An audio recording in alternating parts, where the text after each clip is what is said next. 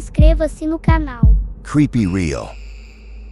Na saúde e na doença. Essa foi a promessa que eu fiz há mais de 35 anos, quando me casei com meu marido, o Paulo.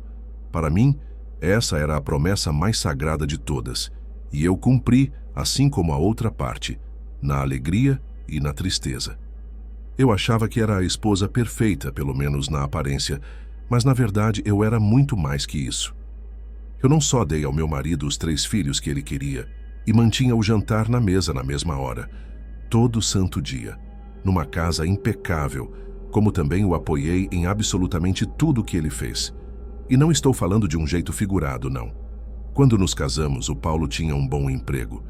Então compramos uma casa juntos e começamos nossa família.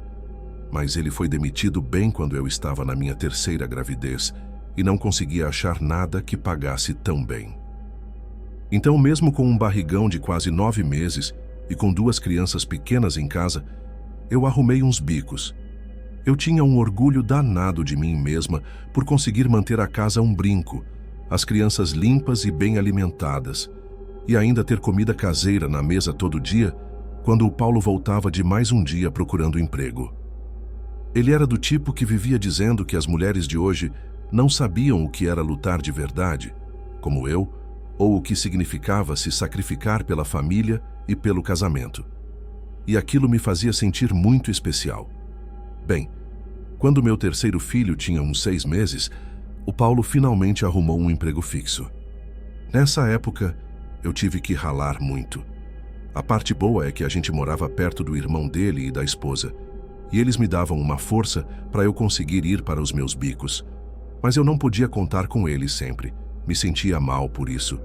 Eu que tinha que cuidar dos meus filhos, como uma boa esposa. Todos nós respiramos aliviados quando o Paulo conseguiu o emprego novo e eu pude parar com os bicos para me dedicar de novo às tarefas de casa. Por muitos anos depois disso, eu achava que a gente tinha um casamento de comercial de margarina. Nossos filhos cresceram, formaram suas próprias famílias e o Paulo e eu ficamos com um ninho vazio, como dizem. Mas estava tudo bem, até o dia em que fui diagnosticada com câncer de mama. A mudança foi quase instantânea. Naquela consulta, o Paulo ficou todo duro, travado. Eu pensei que ele estava com medo do que poderia acontecer, mas a postura dele continuou distante, mesmo quando o médico nos disse que o câncer foi detectado cedo e que era totalmente tratável. Pensei que ele também precisava de um tempo para processar. Eu precisava de apoio, mas descobrir que eu estava doente parece que mexeu mais com ele do que comigo. Para o tratamento, os médicos queriam ver como eu reagiria à quimioterapia antes de recomendar uma cirurgia. A ideia de fazer uma mastectomia me deixava apavorada, então decidi não contar para os meus filhos por um tempo. Eles não moravam perto, e eu sentia que ter meu marido como apoio era mais do que suficiente. Achei melhor guardar isso para mim até eu me recuperar. Notícia ruim sempre tem que vir acompanhada de uma boa, certo? O Paulo foi na primeira sessão de químio e parecia preocupado. Aquilo me impressionou. Acreditei que ele tinha aceitado a situação e estava pronto para ficar do meu lado. Mas ele faltou na sessão seguinte. Na 3ª, uma outra pessoa que também fazia tratamento na clínica me disse uma coisa estranha. Eu fui pesquisar na internet e vi várias mulheres em um fórum dizendo a mesma coisa. Eu não conseguia acreditar, mas meu instinto me dizia que era verdade. Aparentemente, era muito comum maridos abandonarem suas esposas depois de um diagnóstico de câncer. Eu queria negar. O Paulo nunca faria isso. Mas quando ele começou a faltar em mais consultas e mal conseguia olhar na minha cara depois dos meus episódios de vômito em casa, eu soube. Mulher simplesmente sabe. Não demorou muito para o Paulo me deixar. Ele deixou só um bilhetinho dizendo que não aguentava mais e que não tinha assinado para isso. Acho que o na saúde e na doença só valia quando ele estava doente. Nós tivemos uma vida saudável por muitos anos, mas eu cuidei dele em cada resfriado, cada febre e tudo mais. Ele não estava disposto a retribuir o favor. Depois de todos esses anos de casada, pensei em contar para os filhos, mas simplesmente não consegui. Nem mesmo quando os papéis do divórcio chegaram rápido demais. Comecei a achar que ele já estava se preparando para me deixar antes mesmo do meu diagnóstico. Mas o divórcio era só a ponta do iceberg. O Paulo queria tudo para ele. Fui falar com meu advogado e descobri que a nossa casa, que foi comprada principalmente com o meu dinheiro da entrada, estava só no nome dele. Todo o resto também estava no nome dele. Eu tinha uma conta separada, mas não tinha quase nada. Eu nunca imaginei que precisaria separar meu dinheiro do meu marido. Ele também não atendia minhas ligações, e logo eu vi fotos dele com outra mulher no Facebook. Aquilo me deixou pior ainda, mas eu não sabia se era por causa da minha doença ou da traição. Tentei ligar para outras pessoas. A gente tinha um grupinho de amigos que na verdade eram amigos dele, e eu acabei ficando bem amiga das esposas. Nenhum deles atendeu também. Entendi o recado. Estavam me cortando da vida deles, e como o Paulo já tinha seguido em frente, eles também estavam. Nem pensei em ligar para a família dele. Meu cunhado, o Marcelo, sempre foi gente boa comigo, e a esposa dele, a Gisele, era um amor de pessoa, mas imaginei que eles ficariam do lado do irmão. Eu estava sozinha, e eu, com certeza, não queria envolver meus filhos enquanto a situação ficava mais complicada. Eu passava horas, todos os dias, pensando no que fazer. Meu advogado me disse para brigar, porque nenhum juiz no mundo permitiria uma injustiça dessas. Ele insistiu para eu jogar sujo, tentar achar provas da traição do Paulo para deixar ele sem nada. Mas eu não queria uma batalha longa e arrastada. Não parecia certo, não por ele, mas por mim. Eu continuava pensando que eu tinha que ser a pessoa superior e simplesmente deixá-lo ir. Só que eu acabei achando umas provas de que o Paulo me traía bem antes de ele sair de casa. Como a gente ainda estava brigando pela divisão de bens, eu ainda morava na nossa casa. Encontrei recibos velhos de hotel e presentes que não eram para mim, de viagens que não fizemos juntos. Tudo com datas de depois que ele conseguiu aquele emprego novo que o levou ao sucesso. Toda a minha paciência, meu amor e meu respeito por ele foram para o ralo. Entreguei tudo aquilo para o advogado, e ele tinha certeza de que eu ia acabar com o Paulo. Mas eu tinha um plano diferente. Eu não ia dar nenhuma brecha para o Paulo me chamar de louca. Isso não deveria importar, mas eu queria que ele parecesse o pior possível. E o melhor jeito para isso era eu parecer a mais coitada possível. Como estávamos processando um ao outro, tivemos várias audiências com um juiz, e a cada vez eu aparecia com uma aparência pior. Meu advogado lutava pelos meus direitos, mas quando me perguntavam algo diretamente, eu me fazia de coitada. Eu baixava a voz e dizia que só queria resolver as coisas de forma justa e seguir em frente, que eu não guardava rancor do meu marido. Até o advogado do Paulo me olhava com uma cara feia. Levou tempo, mas meu plano funcionou. O juiz negou quase todos os pedidos do Paulo e me deu a casa inteira, além de uma parte da poupança, da aposentadoria e tudo mais. Mais tarde, eu descobri por outras pessoas que o Paulo tinha se mudado com a nova namorada. Ele estava ganhando bem, mesmo depois de eu ter ganhado o processo, então ele tinha arrumado uma namorada troféu e estava vivendo a vida boa. Aquilo também não me desceu. Numa tarde eu fui até o escritório dele. Eu tinha um motivo para estar lá, já que uns papéis precisavam da assinatura dele. Eu poderia ter feito isso através dos nossos advogados, mas, bem, eu me vesti de qualquer jeito, meio acabada para parecer igual eu estava na frente do juiz.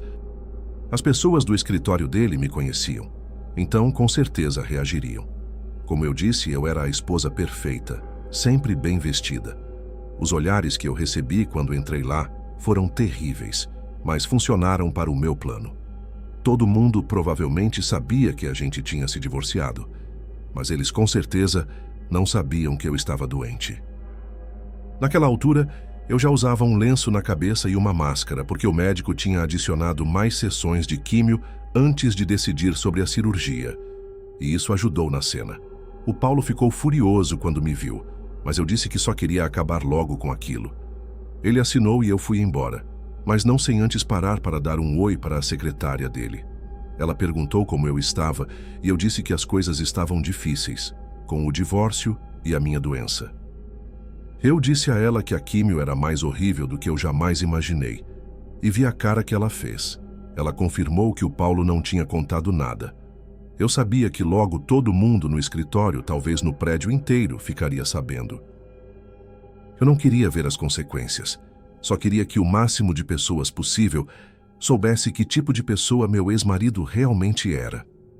Um tempo depois, fui até a casa do meu cunhado com uma caixa grande. Eu tinha umas coisas do Paulo que decidi levar para ele. O Marcelo ficou mais surpreso do que qualquer um com a minha aparência e me perguntou o que estava acontecendo. Clara, você está doente? Eu me fiz de confusa e disse, sim, estou com câncer. O Paulo não te contou? Ele me deixou porque não aguentava lidar com isso. Foi a primeira vez que eu disse aquilo em voz alta, com todas as letras, para alguém. Ele não conseguia acreditar. A esposa dele, a Gisele, ficou igualmente indignada. Mas eu disse a eles que era melhor assim, que eu só queria entregar as coisas e me despedir, caso eu não os visse mais. Meu ex-cunhado ficou bravo com aquelas palavras e disse, você pode nos ver quando quiser, você é da família. Eu agradeci pelo gesto, mas também pedi para ele não contar a ninguém, porque meus filhos não sabiam e eu queria melhorar antes de falar qualquer coisa. A Gisele não gostou nada disso. Ela me disse que meus filhos deveriam estar ali comigo, que o que aconteceria se algo acontecesse e eles não conseguissem chegar a tempo? Eu disse a ela que estava melhorando muito e que contaria a eles em breve. Mesmo assim, ela se ofereceu para ajudar. No começo, a Gisele me acompanhou nas minhas últimas consultas. Ela me ouvia e me consolava quando eu chorava, porque o médico dizia que a químio estava indo bem e que talvez eu não precisasse de cirurgia. Ela cozinhava para mim e me contava mais sobre meu ex. Quando o Paulo contou a ele sobre o nosso divórcio, ele só disse que nós tínhamos nos distanciado, o que eu já suspeitava. Eles não o viam muito desde que ele arrumou a namorada nova, e a Gisele também não queria conhecê-la. Ela sentia nojo porque ele estava saindo com uma garota muito mais jovem. Para mim não importava, mas foi bom saber que no meio de tudo, doente e sozinha, eu não estava realmente sozinha. Eu deveria saber, no entanto, que a Gisele não guardaria meu segredo por muito tempo. Aquela minha aparição no trabalho do Paulo e as amigas da Gisele garantiram que as pessoas soubessem que tipo de pessoa meu ex era. Ela contou para todo mundo que quisesse ouvir. A gente não morava numa cidade pequena, mas éramos conhecidos na região. As pessoas falam e julgam. Aquela parecia ser a minha pequena vingança, se é que se pode chamar assim. Estava completa. Eu finalmente estava pronta para deixar as coisas para trás. Liguei para os meus filhos, expliquei tudo, pedi desculpas e pedi para eles me visitarem se pudessem. Eu nunca imaginei que veria o Paulo antes de conseguir ligar para eles. Aconteceu depois do que deveria ser minha última sessão de químio. Mesmo com os remédios para enjoo, eu ainda estava tonta, tentando não vomitar, quando meu ex entrou. Ele usou a porta de correr da cozinha, que eu sempre deixava aberta. E a primeira coisa que ele me disse, depois de todo esse tempo e de tudo que ele quis fazer e tirar de mim, foi: como você pôde arruinar a minha vida, a minha reputação? Eu perguntei como eu tinha arruinado a vida dele. Eu era doente e ele estava vivendo feliz com uma namorada troféu. Ele disse que ela o tinha largado e que a culpa com certeza era minha.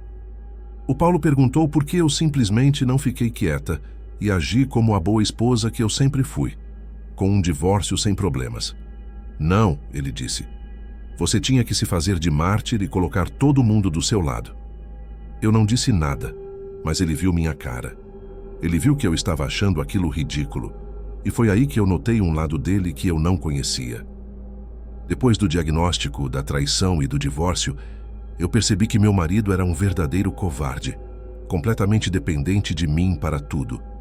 Eu apostaria minha vida que não foi só a reputação arruinada que afastou a namorada troféu. Ele provavelmente a tratou como sua empregada também, e não é isso que as garotas mais novas querem de um velho da lancha. Mas eu achava que ser um covarde só o tornava fraco e sem caráter. Eu não achava que a violência fazia parte da natureza dele. O Paulo explodiu quando viu um sorrisinho no meu rosto diante das acusações dele. Depois de dizer as piores coisas que se pode dizer a uma pessoa, eu vi as mãos dele vindo direto para o meu pescoço. Pensei que era assim que tudo ia acabar. Só que a Gisele, minha salvadora, abriu a porta de correr e me arrancou dele. Ela disse a ele com uma voz grave que se ele não saísse da casa imediatamente, ela chamaria a polícia. O Paulo não ousou discutir. Ele simplesmente se virou e saiu e eu desabei no chão. Ouvi a porta da frente abrir e fechar e fiquei ali, em choque. A Gisele levou um bom tempo para me fazer levantar. Eu queria chamar a polícia, mas achei que não acreditariam em mim, não havia provas. Mas a Gisele disse que me levaria para a casa dela e que poderíamos pensar no que fazer. Ela prometeu não chamar a polícia e só me disse para descansar. Ela nunca tinha me chamado de Clara antes, mas foi doce de ouvir. Foi a primeira vez que me senti segura em muito tempo. Eu comecei a namorar o Carlos, mais ou menos um ano antes da pandemia estourar. Estava tudo ótimo. Ele era doce, atencioso e um ótimo resolvedor de problemas. Exatamente o que alguém como eu, com uma vida meio caótica, precisava. Ele me dava um rumo. Mal sabia eu o monstro que ele era de verdade. Tudo desmoronou alguns anos atrás, quando todo mundo entrou em pânico. Então, decidimos morar juntos para criar a bolha que ele tanto queria. A gente também achou que seria uma boa ideia para economizar no aluguel e tudo mais. Dei sorte que meu contrato de aluguel vencia em 2 meses e o proprietário me deixou sair sem cobrar multa. Algumas empresas de mudança ainda estavam trabalhando na nossa cidade e nossos empregos viraram totalmente remotos. Então tudo parecia que era para ser. A gente montou nossos escritórios, quer dizer, o Carlos montou. Ele que entende de tecnologia, não eu. Olhando para trás, isso foi um erro, mas o quarto de hóspedes virou nosso escritório compartilhado. Se um de nós tinha uma reunião, o outro saía por um tempo e trabalhava na sala. Não vou entrar em detalhes sobre nossos trabalhos, mas o Carlos tinha muito mais horas que eu. Eu terminava minhas coisas bem mais cedo do que terminaria em um dia normal no escritório e tinha mais tempo para mim. Comecei a cozinhar mais, ler mais e me exercitar mais, por incrível que pareça. Minha saúde mental estava muito melhor, mas eu tinha a sensação de que o Carlos não estava tão bem.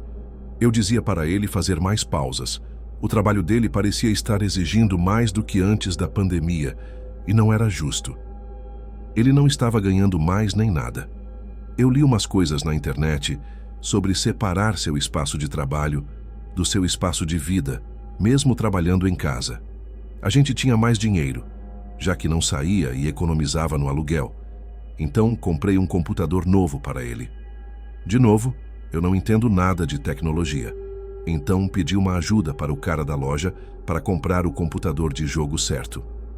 Eu disse a ele que, quando terminasse o trabalho, era para ele ir para o nosso quarto e usar aquele computador só para se divertir, se ele ainda quisesse ficar conectado.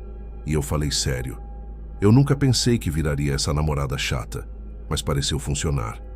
O Carlos finalmente percebeu como as coisas tinham mudado.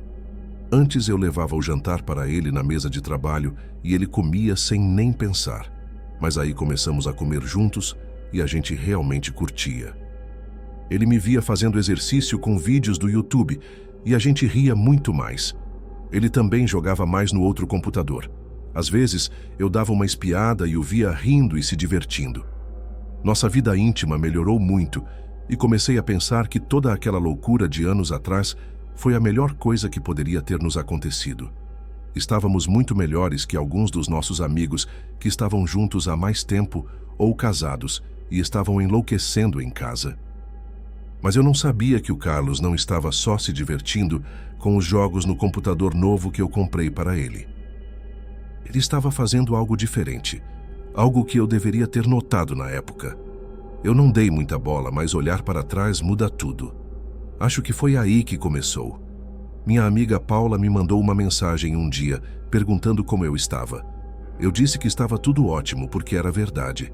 Eu estava melhor do que nunca. Ela disse, que bom, mas e o trabalho? Aquilo me confundiu.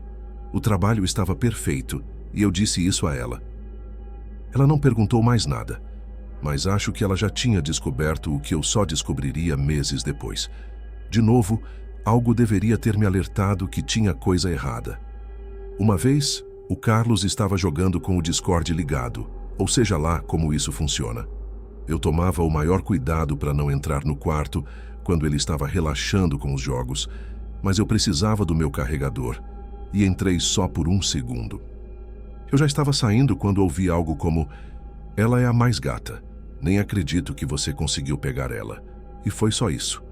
Não ouvi mais nada, porque eu estava acostumada com elogios, principalmente dos amigos dos meus ex-namorados. Não era nada de novo para mim, então eu sabia que era melhor não prestar muita atenção. E me dói não ter prestado. Dito isso, eu fiquei muito mais atenta depois.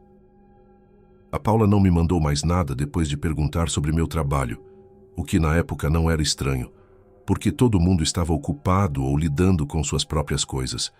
Mas já tinham se passado uns 2 meses. O Carlos e eu éramos o casal perfeito, eu sentia. A gente ficava em casa, a não ser que fosse absolutamente necessário, e não pedia muita comida fora. Mas eu sentia falta das minhas amigas.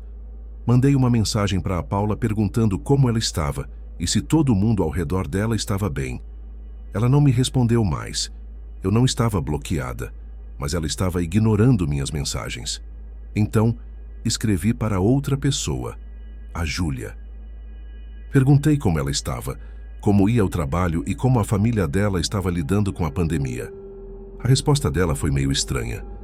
"Desculpa, Lara, mas eu simplesmente não quero ser amiga de alguém que faz esse tipo de coisa, sabe? Você podia ter falado comigo se o dinheiro estivesse apertado, né? Todo mundo aqui tá bem, mas acho que é o fim da nossa amizade."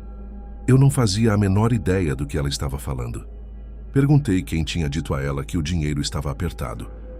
"Eu tô bem no trabalho. Provavelmente vou ser promovida em breve, porque a pandemia não afetou nossa empresa em nada", eu disse. E ainda adicionei que provavelmente ganharia mais do que nunca. A Júlia não me bloqueou depois dessa mensagem estranha. Então ela me escreveu: "Se você ainda está trabalhando, por que está postando todas aquelas coisas online?" Eu perguntei: "Que coisas online?" E foi aí que ela me ligou. A Júlia estava toda sem jeito de me fazer mais perguntas. E aí ela soltou: "Querida, você abriu um OnlyFans. Todo mundo acha que você está fazendo isso porque perdeu o emprego." Depois, ela me disse que não era só isso, que tinha vídeos meus em público, você sabe, daquele tipo. Eu ri no telefone e disse que era a piada mais estranha que alguém já tinha me feito. Mas ela disse que era verdade e começou a me mandar as coisas. No começo, foi estranho, porque as fotos obviamente não eram eu. Era um Photoshop bom, eu acho, mas não era eu. Eu disse isso para a Júlia, mas ela me mandou outros vídeos. Alguns eram como se fossem de câmeras de segurança, de mim fazendo exercício na sala. Naquele momento eu fiquei em choque. Claro, eu sabia que tínhamos câmeras, mas como elas foram parar na internet? Tinha outro vídeo meu cozinhando na cozinha, só que era uma filmagem inteira só das minhas costas. Quando ela terminou de me mostrar o que tinha, a Júlia perguntou: "Lara, não é você que está postando essas coisas, né?" Com certeza não era eu. Naquele ponto, eu estava chorando e mal conseguia sentir minha garganta. Tinha fotos com o meu rosto e lingeries e biquínis que eu nunca usei na vida, muito menos tirei foto. Mas algumas pareciam tão reais. Eu perguntei quem mais sabia daquilo, e a Júlia disse: "Todo mundo. Todo mundo menos você." Eu surtei. Não me orgulho disso, mas fui até nosso quarto e gritei. Eu bati nele e quase peguei o computador dele, mas ele me segurou. Aqueles amigos idiotas do Discord provavelmente ouviram a briga toda, mas eu não estava nem aí.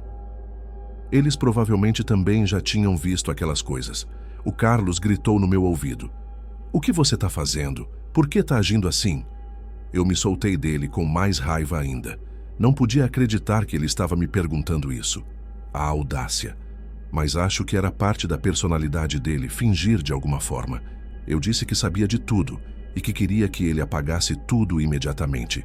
E continuei gritando. No meio da adrenalina, eu senti que precisava sair dali na hora. Peguei uma bolsa e comecei a fazer as malas. E foi aí que o Carlos mudou. Mas, de novo, olhando para trás, eu interpretei tudo errado. Eu achei que ele estava com medo de se dar mal, porque ele segurou meu rosto e me olhou bem nos olhos, dizendo que eu não ia sair de jeito nenhum. Eu disse que ele era louco se achava que eu ia ficar com alguém que tinha feito uma coisa tão nojenta comigo, mas ele riu. Eu estava pronta para sair dali na briga, arranhando, mordendo, lutando. Estava pronta para a briga da minha vida, mas em vez disso, ele começou a rir. E ele não estava com raiva, não estava confuso, nem fingindo estar confuso. Ele estava relaxado enquanto dizia: "Você não vai embora. Você não vai me deixar e nunca vai me deixar. Você é minha." De novo, eu me preparei para a raiva que eu achava que viria, ou para as ameaças de violência, mas elas não vieram. Fiquei mais corajosa e disse: "Sim, eu vou embora, e vou contar a verdade para todo mundo." E ele riu um pouco mais, e foi aí que vieram as ameaças de verdade. "Bem, se você me deixar, eu vou postar mais." Eu tenho muito mais do que já postei. Quer dizer, se minhas fitas já estavam no OnlyFans, o que mais faltava? Mas ele disse que faria mais, e coisas piores. Usaria mais Photoshop e outras coisas para parecer ainda pior. Olha, eu não entendia muito, mas algumas das imagens que a Júlia me mandou já eram muito intensas e eu simplesmente não queria mais. Eu só larguei minha bolsa e disse algo como: "Por que você fez isso? Eu era a pessoa perfeita para você. Eu virei a dona de casa perfeita, fiz tudo para você e eu estava feliz. Nós estávamos felizes." Ele não riu disso. Ele suspirou por um segundo e depois disse que tinham cortado o salário dele no trabalho. Um corte grande. Não o demitiram, mas aparentemente eu estava ganhando mais que ele.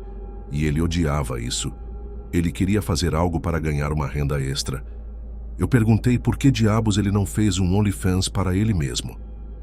Naquela época, eu não sabia muito sobre o site, mas lembrava de ter lido um artigo sobre sua popularidade crescente, e pelo que eu sabia, era um site adulto, mas o artigo dizia que homens e mulheres faziam e que algumas pessoas ganhavam muito dinheiro. Ele poderia ter sido o modelo do site, eu disse a ele. Então, por que você me expôs por dinheiro na frente do nosso círculo de amigos? E ele disse que sim, mas que não tinha pensado que meus pais e a maior parte da minha família descobririam. Não sei porquê, a pergunta simplesmente saiu da minha boca. E isso dá dinheiro? E ele sorriu e disse que sim, que estava ganhando mais do que o suficiente para compensar o corte no salário. Ele perguntou se eu queria ver. E naquele momento eu me senti completamente anestesiada.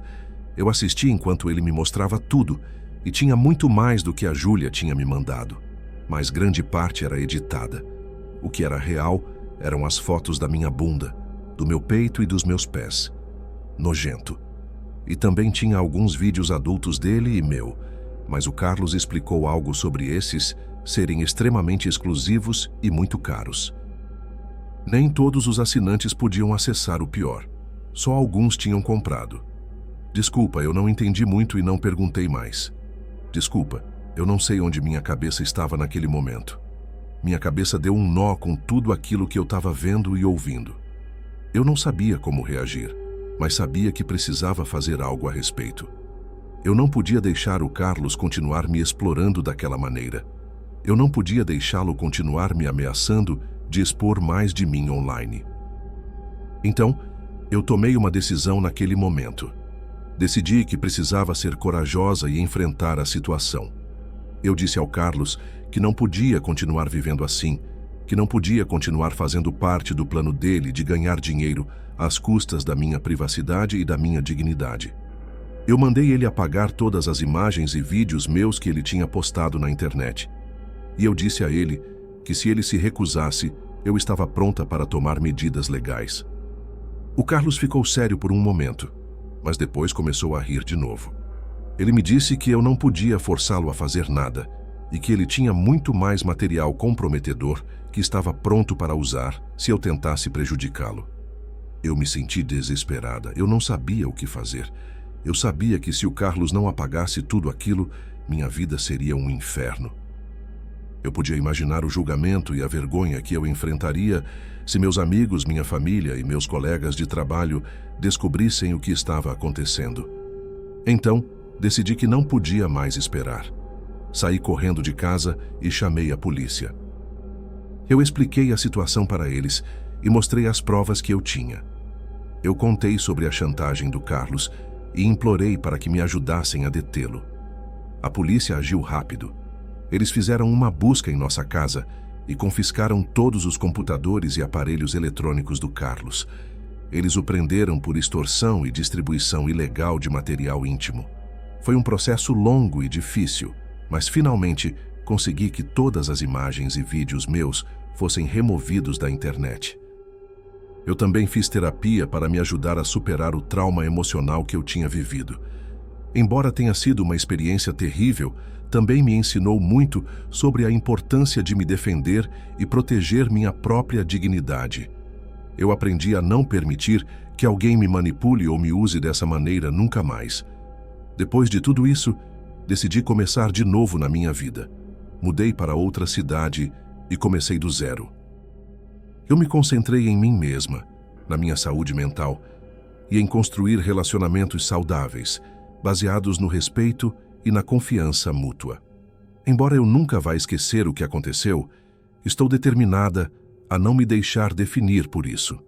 Eu sou mais forte do que jamais pensei ser possível e estou determinada a seguir em frente e viver minha vida ao máximo.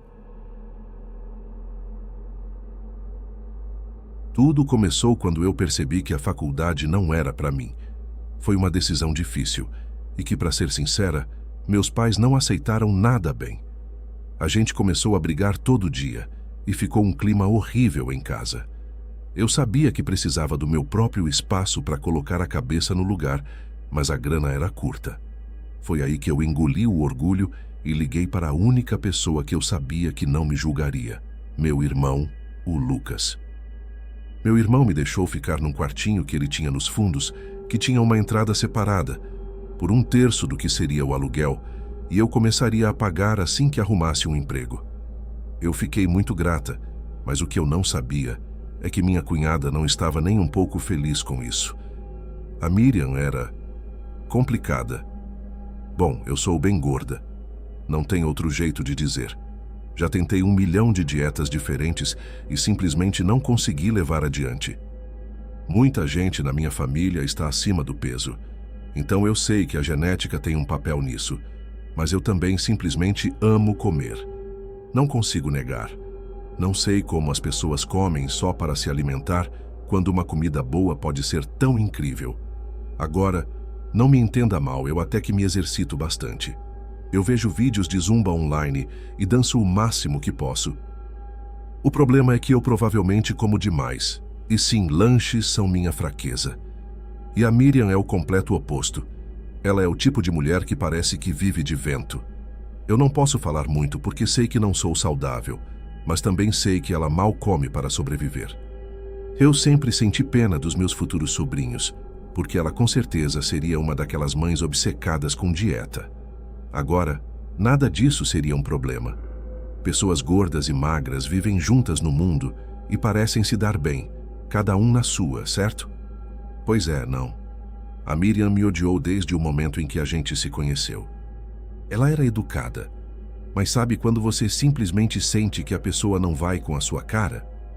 Várias coisinhas que ela fazia deixavam isso bem claro. Tipo no casamento do meu irmão, quando ela queria fotos da família e me colocou bem no canto. Ela postou as fotos cortadas, sem mim, nas redes sociais e ainda emoldurou algumas pela casa. No primeiro Natal dela como esposa do meu irmão, eu vi o sorriso dela desaparecer cada vez que eu colocava mais uma colher de farofa no meu prato. Ela comeu um pedacinho de peru sem molho e um pouco de aspargos. Muito triste. Mas quem era eu para comentar os hábitos dela? A verdade é que tudo com ela sempre foi muito sutil. Ela nunca precisou me ver muito, nem eu a ela, até eu me mudar para lá. E eu tinha a sensação de que não era só a minha gordura que a irritava. Ela provavelmente odiava o fato de a minha família ser unida e cheia de amor, apesar da nossa aparência. Meus pais não são tão gordos quanto eu, mas também não são magros como palitos. São normais. Mas meu pai enche minha mãe de amor, chama ela de linda sempre que pode e compra presentes. É algo que eu acho que nunca vou ter, e não sei se o Lucas sente o mesmo pela Miriam. Mas o mais importante para essa história é que todo mundo gosta de mim. Não quero me gabar, mas eu sou divertida, gente boa e ajudo onde precisam. Meus pais não estavam muito felizes comigo por causa do problema da faculdade, mas eu sei que eles me amam incondicionalmente. E o Lucas, meu melhor amigo no mundo, meu irmão mais velho, sempre foi meu protetor e confidente. E eu acho que a Miriam odiava isso desde o começo. Mas eu nunca tive uma confirmação, até me mudar para o quartinho dos fundos dela. E eu mal sabia que estava entrando numa fria que quase acabou comigo. Eu me instalei rápido, não tinha muita coisa na República da faculdade de qualquer jeito, e meu irmão e a esposa dele me ajudaram. No entanto, eu vi a expressão da Miriam quando terminamos de carregar todas as minhas caixas. O Lucas subiu para a casa principal para checar alguma coisa e eu comecei a desempacotar minhas roupas no armário. A Miriam ficou parada no mesmo lugar. Eu disse que podia cuidar do resto e agradeci pela ajuda, mas ela continuou ali. Perguntei se ela precisava de alguma coisa e ela perguntou quanto tempo eu planejava ficar. Eu não sabia exatamente, mas já tinha me candidatado online para alguns empregos, numa pizzaria, numa lanchonete e num restaurante mais chique. Pensei, bem, eu amo comida, então talvez eu possa fazer disso uma carreira. Eu contei tudo isso para ela, sorrindo, achando que ela estava interessada. Mas ela só cruzou os braços. Você não pode ficar aqui para sempre, ela insistiu. Eu disse que sabia disso, e senti que ela queria dizer mais alguma coisa, mas o Lucas desceu e ela se calou. Tudo bem. Eu sabia que tinha que economizar, descobrir o que eu queria fazer, acertar as coisas com meus pais e sair dali rápido. Só não rápido o suficiente. Naquela noite, no jantar, a Miriam mal tocou na comida, o que era normal, enquanto eu comia com gosto. Meu irmão cozinhava bem. Nós dois aprendemos com a nossa avó, o que era outro motivo pelo qual eu achava que uma carreira na área de alimentação poderia dar certo. Mas depois de me servir um pouco mais, a Miriam falou: "Como você consegue comer tanto?" Ela perguntou, a voz mal controlando o nojo. O Lucas olhou torto para ela, e eu tenho 100% de certeza que ele nunca a tinha ouvido dizer algo assim. "Eu sou gorda, eu consigo comer muito", eu respondi, rindo, o que fez o Lucas rir também. A Miriam não achou graça. Ela disse que ser gorda não era motivo de piada. Disse que todo mundo deveria pensar nas suas escolhas alimentares e no impacto que elas teriam no futuro. E ela ainda veio com um papo de que, como mulher, foi ensinada a ter disciplina com a comida, senão ia se dar mal no futuro. Veio com a historinha de que a mãe dela dizia que o mundo julga pela aparência e que era melhor estar sempre impecável. Naquela hora, eu só pensei, me poupe. E quando eu vi, já tinha falado o que não devia. Bem, eu posso ser gorda, mas todo mundo que importa gosta de mim do jeito que eu sou. E os outros que se danem, sabe? O Lucas concordou na hora, e a gente já engatou outro assunto, lembrando das nossas histórias de infância. A Miriam não abriu mais a boca durante o jantar, e nos dias que se seguiram, ela mal olhava na minha cara. Eu ficava no meu canto, lá no quartinho dos fundos, e só subia para a casa principal na hora do jantar, porque o Lucas fazia questão. Ela nunca mais tocou no assunto da minha comida, mas um dia eu vi que ela tinha colocado um cadeado em alguns armários da cozinha. Fiquei sem entender nada. Eu tinha minha própria cozinha e minha comida lá embaixo, e como a Miriam mal comia, eu fiquei me perguntando o que ela tanto guardava ali. Mas dali para frente a coisa só piorou. Um dia, as chaves do meu carro sumiram. Tive que subir lá na casa principal para perguntar se alguém tinha visto. A Miriam disse que não, e até que fazia sentido, porque eu quase não entrava na casa deles, já que o quartinho tinha uma entrada separada. Pedi para ela me ajudar a procurar e ela disse que não, que estava ocupada. Ok, compreensível, não era problema dela. Mas aí eu pedi o carro dela emprestado para ir a uma entrevista de emprego e ela disse não. E ainda soltou que eu deveria ir andando porque precisava de exercício. Eu só virei as costas. Não tinha tempo para essa palhaçada. Acabei tendo que andar até o ponto de ônibus e ir para a minha entrevista. Eu tinha ligado para o meu irmão para perguntar se ele tinha visto minhas chaves, mas nada.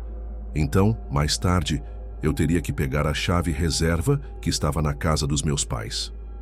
Quando eles me deram o carro, a gente achou que era mais seguro deixar a chave lá com eles. Mas pensando bem, talvez não tenha sido uma boa ideia. Dito e feito. Fui até lá e aproveitei para conversar com a minha mãe. Pedi desculpas por umas coisas e pedi para ela ter um pouco de paciência comigo, que eu só precisava de um tempo para achar meu rumo.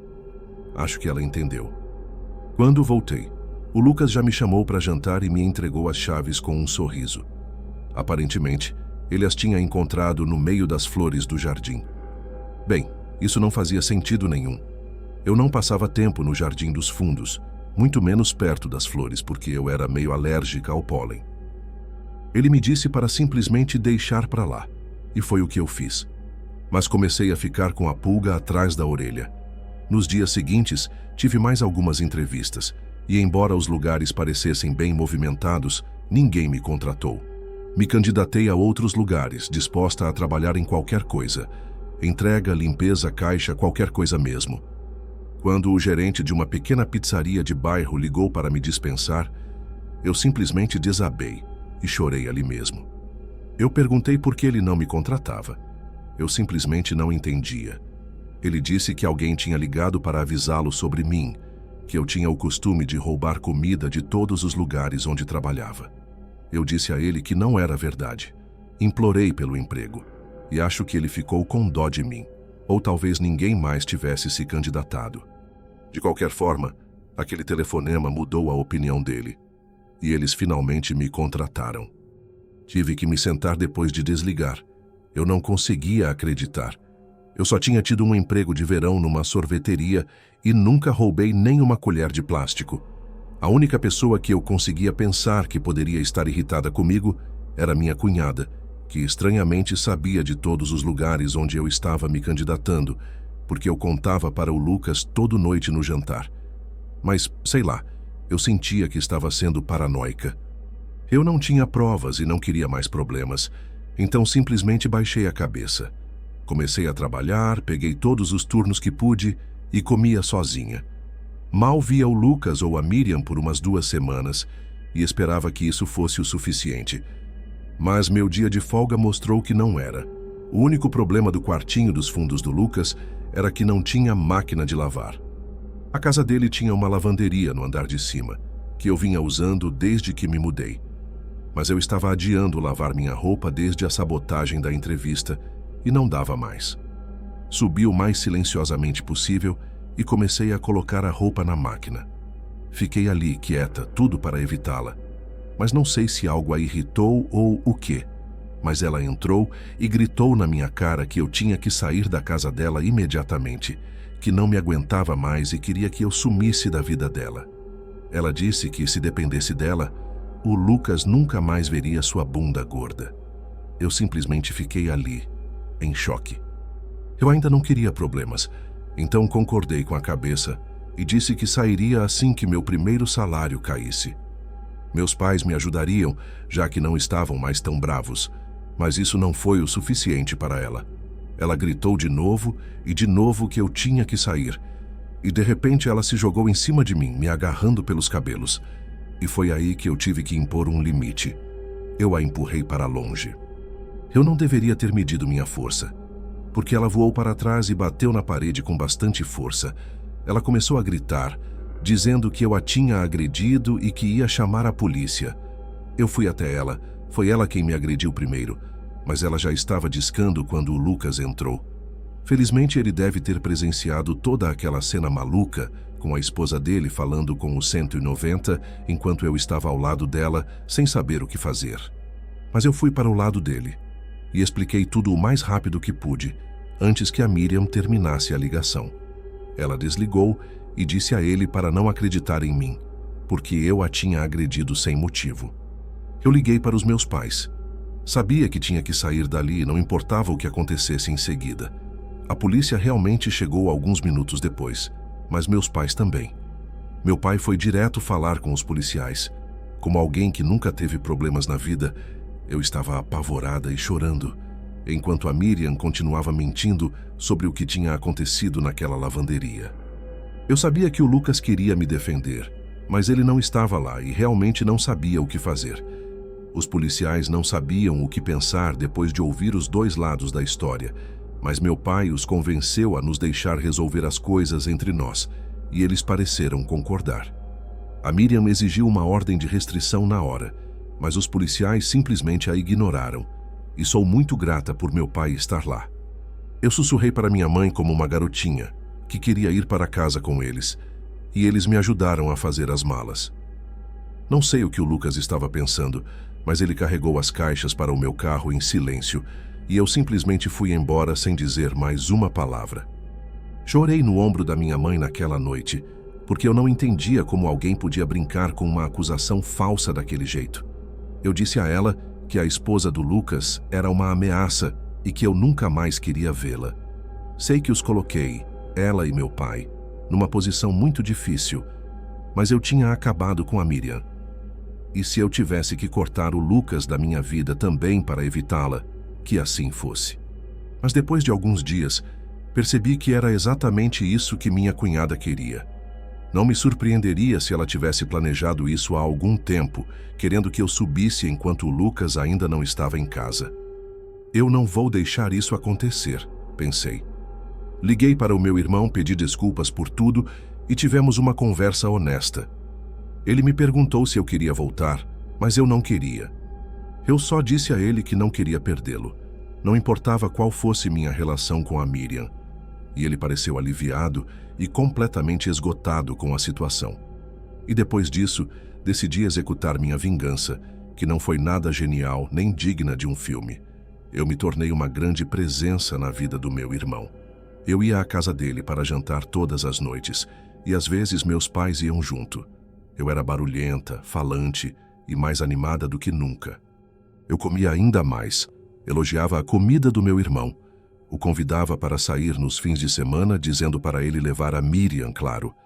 E dava para ver que ela ia murchando a cada dia. Não era uma coisa bonita de se ver.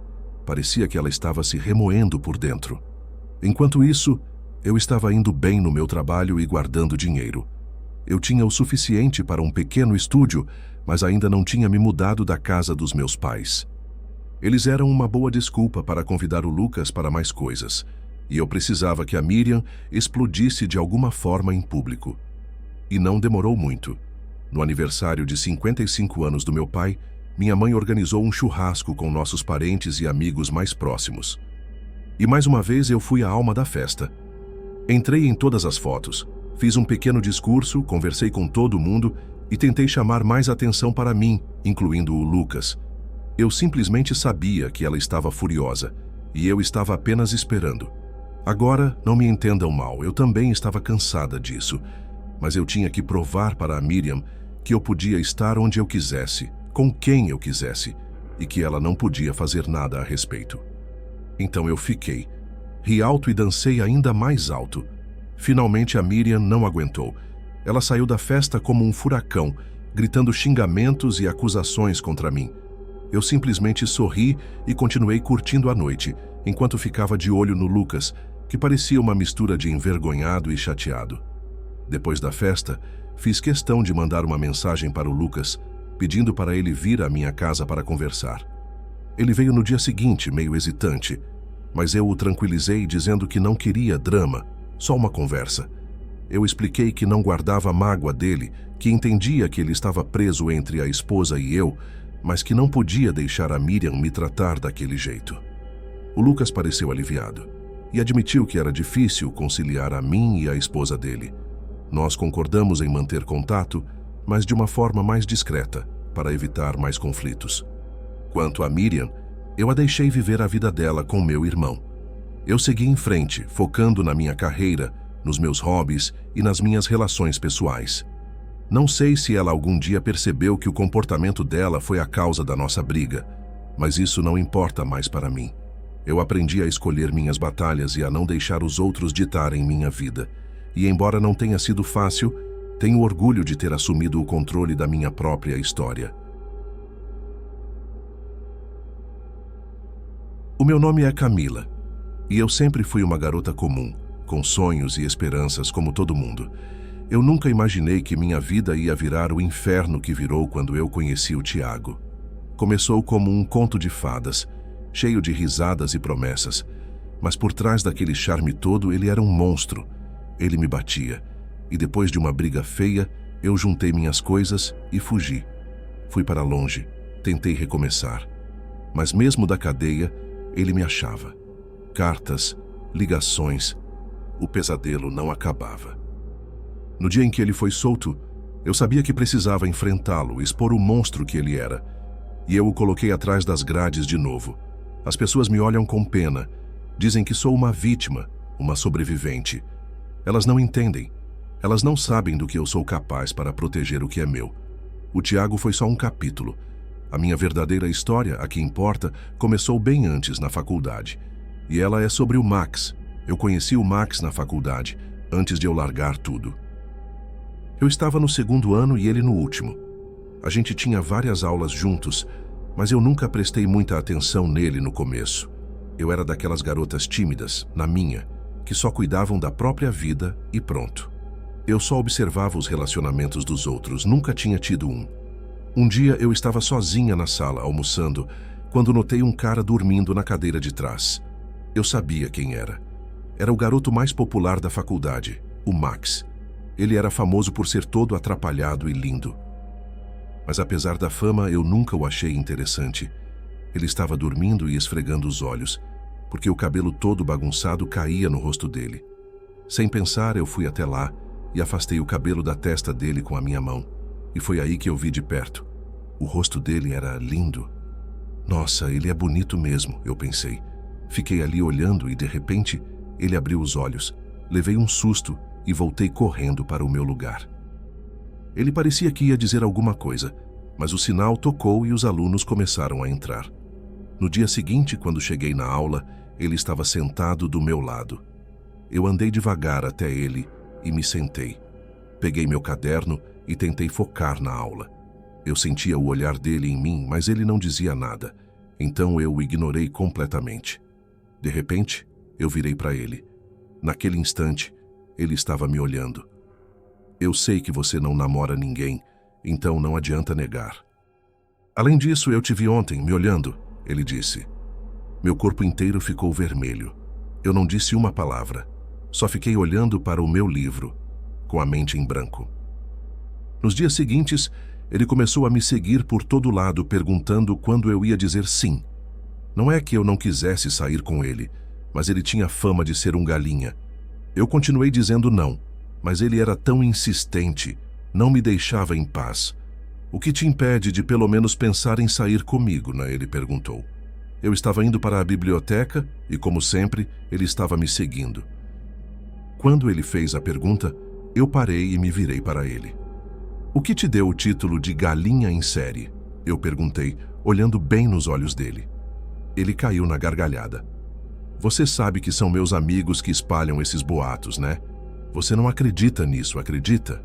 Eu me senti um pouco culpada porque eu acreditava. E também era verdade que eu nunca o tinha visto saindo com ninguém. Ou talvez eu nunca tivesse reparado porque não estava interessada antes. Só diz que sim, confia em mim, você não vai se arrepender. Ele me olhou com aquela carinha de cachorro que caiu da mudança, o que me fez sorrir, e eu me deixei convencer. Vou entender isso como um sim, ele disse, e foi embora para a aula. Eu não podia acreditar que estava no meu primeiro relacionamento. Comecei a notar cada movimento dele, o sorriso, as roupas, o cheiro do perfume que ele usava. Eu sabia de tudo. Ele mudou de lugar de vez e começou a sentar do meu lado. Um dia ouvi umas garotas falando sobre como o Max era lindo, e no mesmo dia eu vi o Max conversando, todo sorridente, com uma dessas garotas. Fiquei com tanto ciúme que não consegui controlar minha raiva. Quando ele veio para o meu lado, eu perguntei o que era aquilo, apontando para a garota. Ué, meu amor já tá com ciúme? Ele perguntou brincando, o que me irritou ainda mais. Não é nada, é a Ágata, ela é só uma amiga, ele explicou, notando minha raiva. Mas nem isso me acalmou. No dia seguinte, a Ágata não apareceu na aula e eu não estava nem aí. Fiquei feliz que o Max não podia mais falar com ela.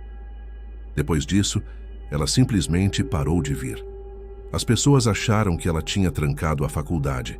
Passaram-se quase 5 meses e chegou a hora de o Max se formar e sair da universidade. Aquilo me deixou muito triste. Então, decidi largar a faculdade também, para ficar com ele. Mas quando eu contei, ele ficou bravo comigo e disse que eu deveria focar em me formar. Mesmo assim, eu insisti e acabei saindo da faculdade. O Max não gostou nada disso. Acho que a gente devia terminar. Foi a primeira coisa que ele disse quando me chamou para conversar. Por quê? O que está acontecendo? Eu estava nervosa. Não entendia por que ele estava dizendo aquilo. Eu nunca imaginei, quando te chamei para sair, que você largaria a faculdade, colocando sua carreira em risco por mim. Eu te amo de verdade, Camila, mas não quero ser o motivo da sua ruína.